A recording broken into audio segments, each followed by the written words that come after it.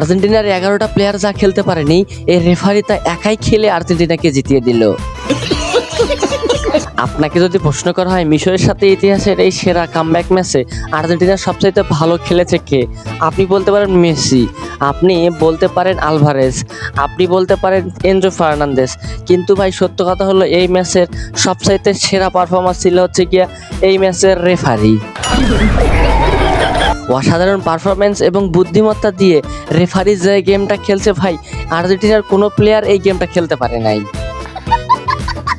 আর্জেন্টিনার এই ম্যাচে সেরা পারফরমেন্স করার জন্য এই রেফারিকে নোবেল, অস্কার এবং ব্যালন ডি অর ছুঁড়ে দেওয়া উচিত।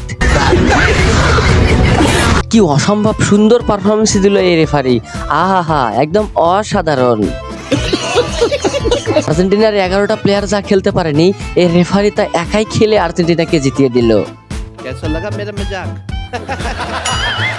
এই অসাধারণ পারফরমেন্সের জন্য রেফারি তুই সেরা রে। মিশরের দ্বিতীয় গোলটার সময় আর্জেন্টিনার গায়ে একটা ফুলের টোকা লেগেছিল। কেন ভাই ফুলের টোকা কেন লাগবে? ফুলের টোকা লাগলে ফাউল, তোরা জানিস না? ফুলের টোকা দেওয়া যাবে না, প্রয়োজনে কেটে ফেলতে হবে, মেরে ফেলতে হবে।